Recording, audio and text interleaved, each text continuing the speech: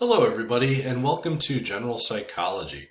My name is Sean Fox, and I'll be your professor over the next 16 weeks here at Hillsborough Community College. Now, the purpose of this video is to not just welcome you to the course, but also to give you an overview of the layout of the class, and also so that you know what you need to do during this important first week of the semester. During this video, I'll be alternating between PowerPoint and also showing you the actual layout of the class in Canvas. Let me go ahead and get started and pull up that PowerPoint. So one of the first points I wanted to mention here is attendance. So attendance is very important in any class that you take. This is a 100% online course. So that means that there are no live class meetings either on campus or through Teams. You will only be accessing this course pretty much at your leisure through the internet. Now, that being said, attendance is still important even in an online class. The way it's determined is through you completing at least one graded assignment every week. Now, most weeks, especially towards the end of the semester, will have more than one graded assignment. So certainly, in order to do well in this class, you need to do more than one graded assignment. But as long as you do at least one every week, you will be counted as being present and actively participating in this course. This is particularly important during the first week of class. There is one assignment that you need to complete during this first week, the orientation quiz, both because that will unlock the remaining course content, but also, importantly, during the first week, that is what kind of signals you actually being in this course, participating in this course. If you don't do that orientation quiz during the first week of class, you do risk being dropped from the course. So very important for this first week. Now, contacting me. This being an online class, sometimes students feel that they kind of get lost in the shuffle. They're not able to get in touch with the professor as they would if it was an in-person class. So very important that I talk to you about how you can contact me and how we can meet. First and foremost, probably the preferred way for you contacting me is through Canvas Mail. And when I say Canvas Mail, what I mean is the inbox feature in Canvas. So I'm going to minimize this real quick, and I'll show you what I'm talking about. So I'm pulling up Canvas here, and what I'm talking about the inbox feature is over here on the side where it says inbox. If you click on it, I'm not going to because it'll show you my private emails, but if you click on that, it's pretty self-explanatory. What will happen is a little compose box will pull up and there'll be a drop-down box. You select the course in that, and then you select the instructor or teacher for the course. So you don't even need to know my name, you just need to know I'm the teacher. It'll be sent to me. The reason why this is the preferred way to contact me is that when you send me an email that way, it automatically will have this course information populated on it. That's very important because I teach a lot of different courses. They're not all general psychology. They're not all online. And if I get an email from a student that just says something like, can you help me with this week's assignments? I don't know. I don't know who you are. I don't know what class you're in. And if you don't have that course information, it's going to take me doing some research or messaging you back, and it's going to delay you getting a response. Going back to the PowerPoint here real quick. Now, beyond that, say you need to send me some attachments. You can send me an email through my school email address, which is sfox18@hccfl.edu. It must be sent from your Hawkmail address, your student email address. You can't send me anything from a private student email, or for those students who may be dual enrollment, even from a Hillsborough public school email. It has to be from your Hawkmail address. But that is also an option. It's just not the preferred way. Again, Canvas is the preferred way. You do need to know I have a cutoff in answering emails of 5 p.m. on Friday. This is particularly important because in a little bit I'll talk about assignments. Most of the assignments in this class will be due Sunday at midnight of each week. So what I mean by email cutoff is if you have questions, comments, problems with assignments, you need to contact me prior to 5 p.m. on Friday in order to guarantee a response prior to those assignments being due. Generally, I do not answer emails on Sundays at all. So if you don't send me that email prior to 5 p.m. or contact me in some way prior to 5 p.m. on Friday, you probably won't get a response in time.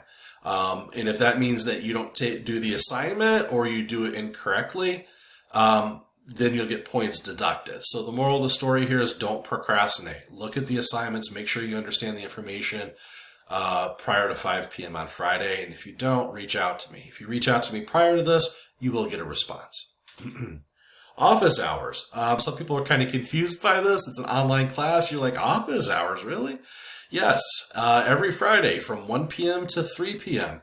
I have virtual office hours done through Zoom, and I'll show you the link for that when I show you the course in Canvas. As far as textbooks go, now in this class, the textbook that we use is called OpenStax Psychology. It's the second edition. It is 100% free. Throughout the course, and I'll show you towards the end of this video, it is integrated automatically into the course, so there's no access code that you need to buy. There's no book you need to purchase, nothing like that. It's 100% free. I figure you all get charged enough for tuition. You don't need me forcing you to buy a $150 access code.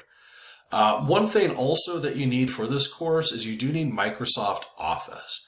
Now that usually does have a fee associated with it. I think the subscription is $179, something like that per year. However, I will show you a resource where you can get this for free. So I'm saving you a bunch of money here. Free book, and I'm getting you Microsoft Office for free.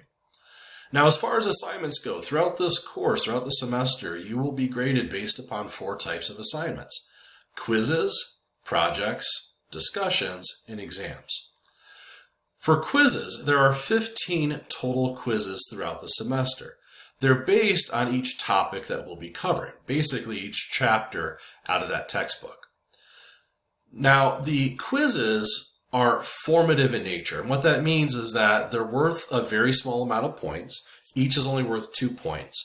Now, together, the quizzes account for 30% of your grade, so together they form a pretty sizable amount, but each individual quiz doesn't count for a lot of your final grade.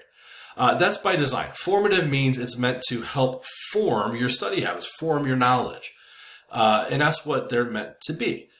You can take these quizzes as many times as you need. Only your highest grade will count.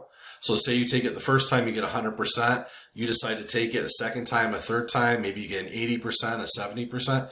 Doesn't matter. The only thing that's going to stay is that 100. For this reason, I always suggest students take these quizzes as much as they need to. It's a good little kind of like practice quiz or study guide. Projects. So the projects there's 6 total, and they're based upon certain chapters within the semester, certain modules. They're meant to be self-reflective, and they're meant to apply the information and the knowledge that you're learning in this class in your own personal life, in the real world. Most of the time, they're kind of fun. They are writing projects. You'll be given a Microsoft Word form that you have to fill out, which is why you need Microsoft Office. Now, for the projects, spelling, grammar, writing does factor into your grade for this, but they're not requiring you to look up information, look up references. They're not like research papers or anything like that. Discussions. So there are 6 discussions throughout this semester, and those are set up like typical online discussion boards. You'll have to do an initial post by the Thursday of each week, or each week that these are assigned, and then you'll have a response that'll be due on the following Sunday. The discussions will always be based on the projects, and except for the last week of class, they will follow them by the next week. So one week you'll do the project, the next week you'll do a discussion. Like the projects, the discussions also are based, or their grade will be based on how well you can write. So no spelling errors, grammar errors, college level writing. Now, the projects are worth about 30% of your grade. The discussions are worth much less. They're only worth about 7 or 8% of your grade overall. Last component of your grade, exams. There are 3 exams in this class. None of them are cumulative. Exam 1 is just based on the first third of the chapters we'll cover. Exam 2 will be based on the middle third, and then exam 3 will be based on the final third. They consist of 25 questions, and they're multiple choice.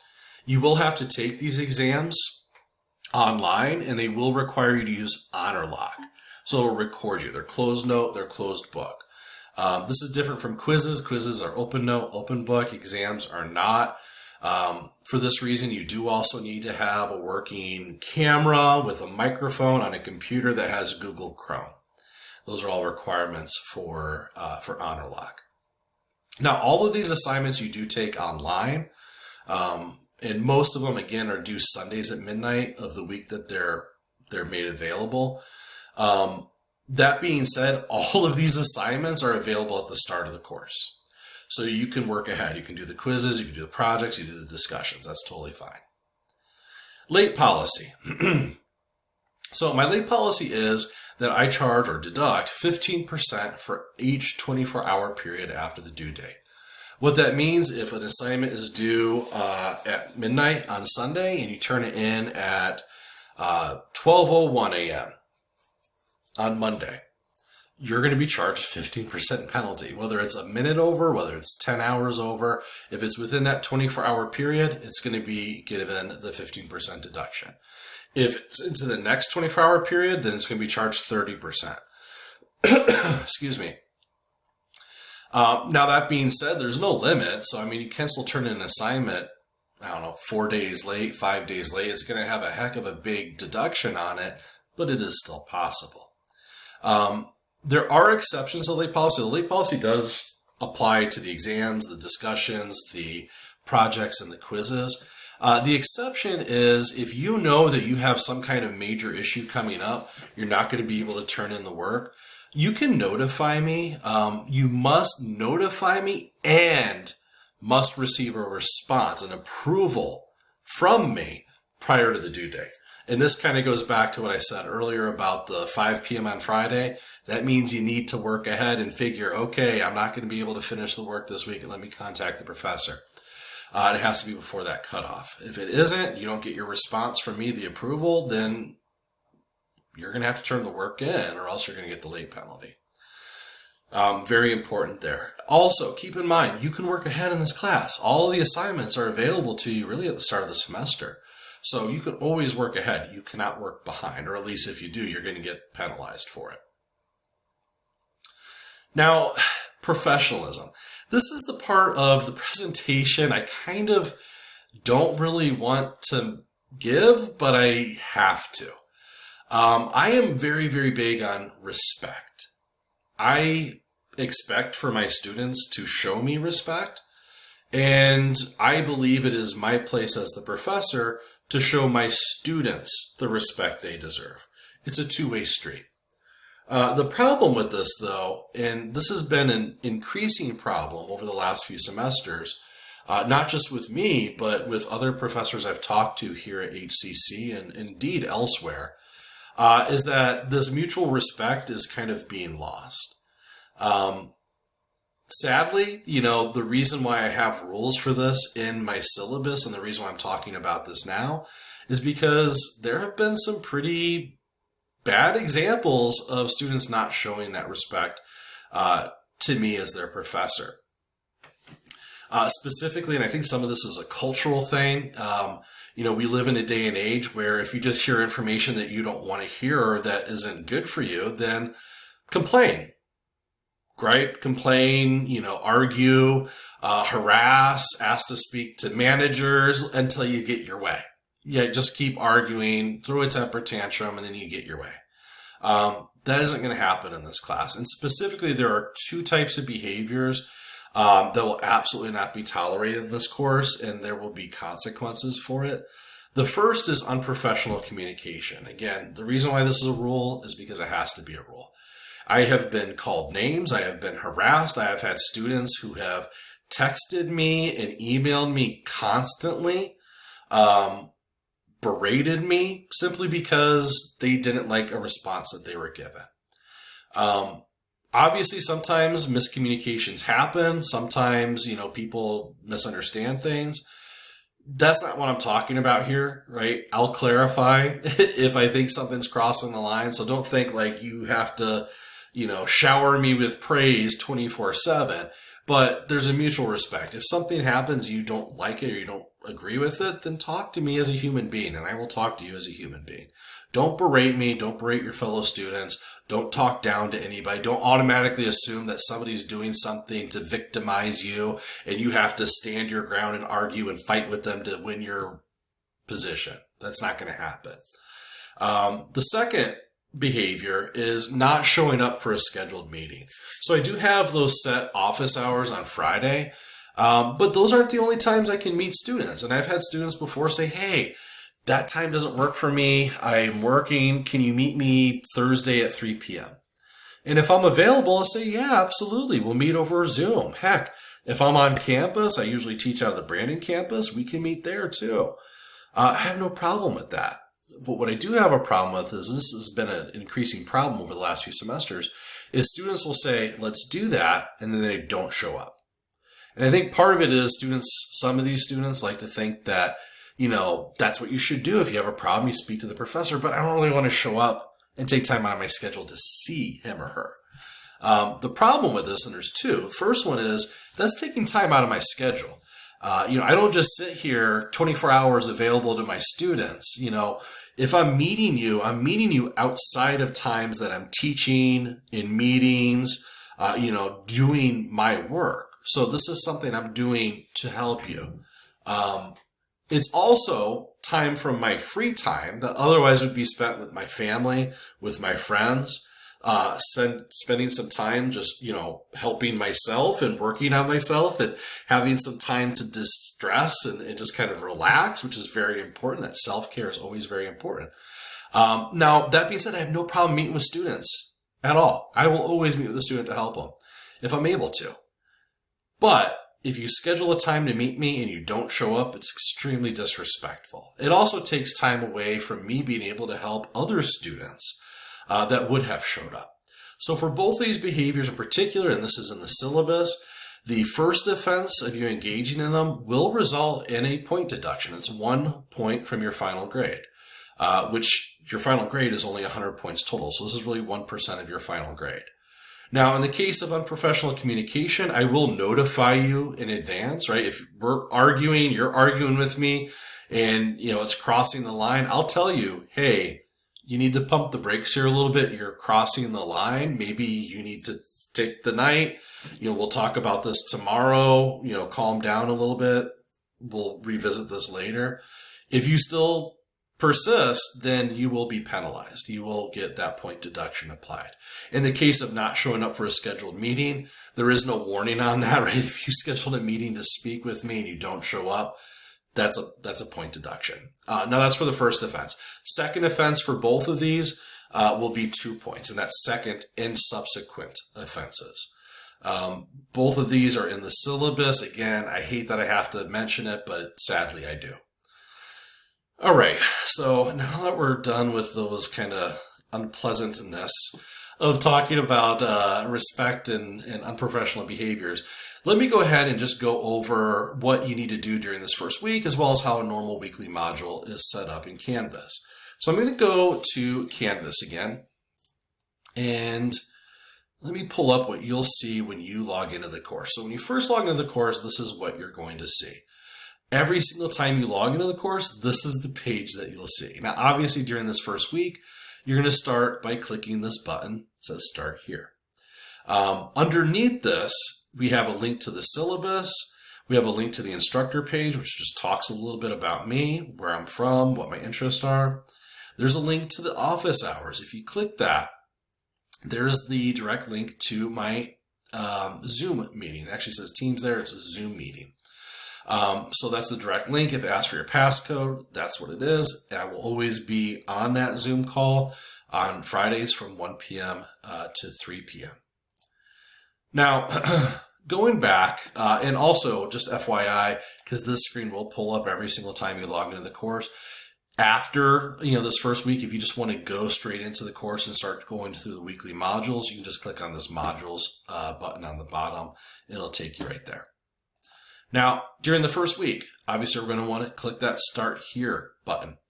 It is going to be step by step. First step is to watch the welcome video. Of course, it's not in here because I'm filming it, right? After I'm done filming it, you'll see where there's a little icon here. Step 2, read the syllabus. Watching or listening to this video is not a replacement for reading the syllabus. Read the syllabus, particularly look at the schedule. Resources. So the resources tab is going to include a couple different things. If you're new to Canvas, you're not sure how to submit an assignment, do a discussion, things like that, this tab is for you right here, Canvas resources. It talks about all of those. There's frequently asked questions, there's videos on there, everything to help you feel comfortable with Canvas. Underneath that, class resources. So the first one on here is a link to my personal website. I have YouTube videos that I've integrated throughout this course. Every week there'll be relevant videos posted for that module. This is just the kind of overall main page for my website, which has links to all those different topics. My videos are available on YouTube. Those are what will be linked into the actual course. If you do like these videos, please, of course, like and subscribe. I always appreciate when students do that. But it's totally up to you.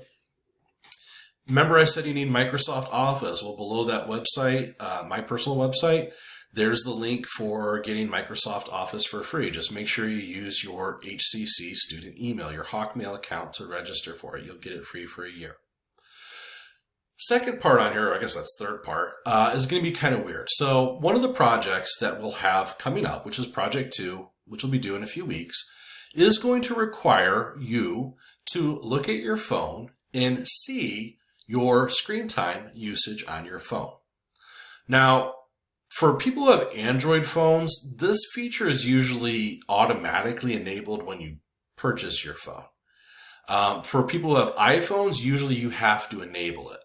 Regardless of which phone you have, though, during this first week of class, I would like for you to go in and check your phones and make sure that that feature is enabled and will allow you to see your weekly screen time usage. Very important. This will be needed for Project 2 in several weeks, but it's important to just get it started now. And the links here will show you how to do that for Android phones and for iPhones. That's what 99.9% of all phones out there. For some reason you don't have an Android phone or an iPhone, you can message me. You may have to Google it. I don't know if I'll be able to help you too much.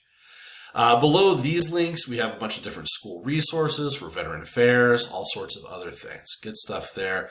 HCC has a lot of really good resources to help students. Now, going back to this welcome module, we looked at the syllabus, we looked at the resources. The last thing you need to do here is take the orientation quiz. This is what counts for first week attendance. It also is important that you take this early and pass it with a score of 100%, because by doing that, you're going to unlock all the remaining content in the course. And what I mean by that is, I'm going to click on modules. You can see here where all these other weeks, week 2, week 3, they're grayed out. And there's a little lock over here. The reason is that I haven't done this orientation quiz. And in fact, you'll see that the orientation quiz over on the side, there's the circle and it says must score at least a 2. It's worth 2 points. That's what it means. Once you take this orientation quiz and you pass it with 100%, this circle will turn to a check mark and all of these weekly modules will unlock. So that's why it's important for you to do this early. Now, again, the orientation quiz, you can take as many times as you need, but you need to get that 100%. I'm going to take it off of this view because I just want to show you real quick what this is going to look like then for a normal weekly module. Now, say we're done with week 1, we're moving into week 2 now, we're getting into the actual content for the course. When you log into the class, again, this is what you're going to see. And you're just going to want to go to modules, or you can click over on the side and click modules. So we're done with week 1, say we're moving into week 2. You're always going to have this module page. So week 2 is Intro to Psychology. So when we're starting week 2, you're going to click on that link. You're going to read the overview. You're going to look at the learning outcomes. The learning outcomes is what I expect you to know after finishing this module. And then it literally tells you the next steps. So the first thing you're going to do is click on the study guide. Now the study guide is going to list those learning outcomes again. It's going to give you an overview for the module. And then there's going to be a list of key terms. After that, there will be critical thinking or application questions. Now, this study guide is completely optional. You don't have to turn it in. You don't even have to do it. But I'll tell you right now, students who do use this study guide do a lot better in the class. Additionally, the learning outcomes up here are actually what I use, or what I have students use, as a study guide for the exams in this class. So what I say to students who want to know what the study guide is for exam 1 is, look at these learning outcomes for each module that'll be on exam 1. So, for example, did you understand the different fields within psychology? Questions like that will be on exam 1. Right, so this is why it's important for you to use these study guides. Up top, you will also see where I include my PowerPoints that I usually use when I teach on campus in person. You're more than welcome to use those if you want. Some students find them helpful, some don't. So use it if you like it. Don't use it if you don't like it. Now, you have the study guide. You're using it as your roadmap. What you need to know, what you need to focus on. You have an option here.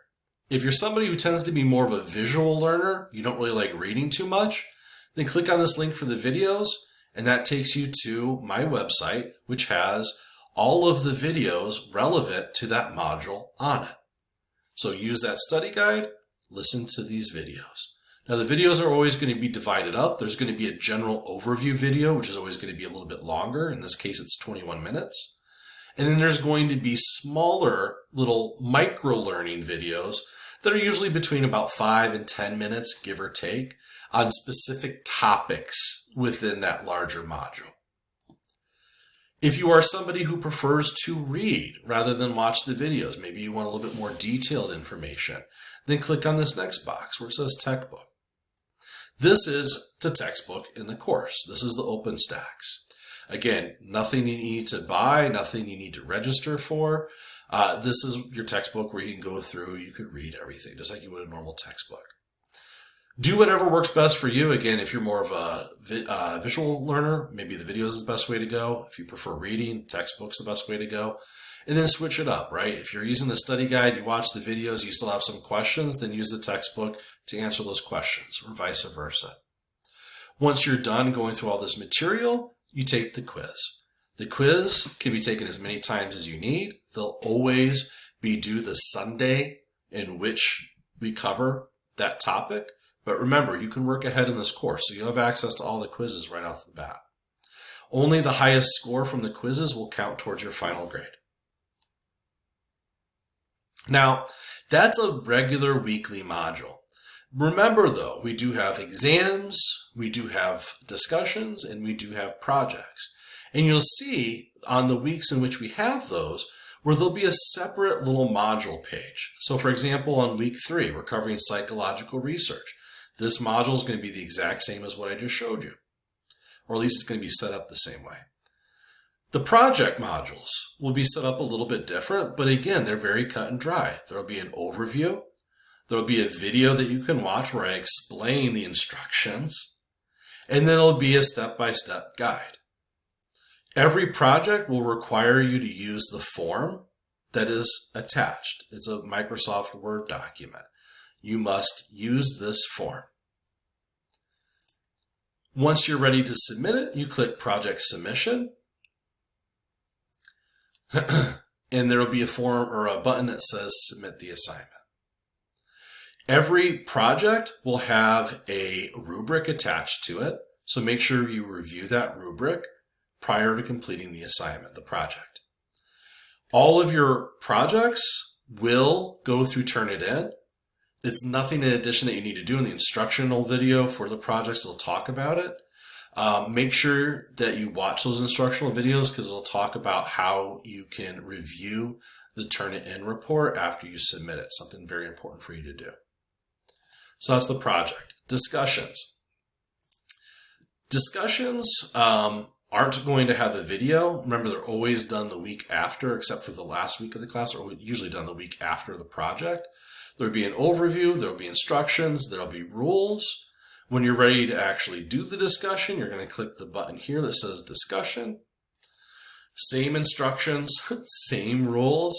You will not be able to see other students' discussion board posts until you post your initial post. So if I type here, hello, please don't just do that for the discussion, hit post reply, then I'll be able to actually see everybody else's posts. There are discussion board rubrics for these assignments. And if you click on those 3 dots and click show rubric, it'll appear. Discussion boards will always have an initial post due the Thursday of the week they're covered, with a response to another student due on the Sunday. And let me go ahead and take this out. All right, so that's the discussions. Exams, similarly, will have their own separate page that you'll access like this. Let me scroll down here, exam 1.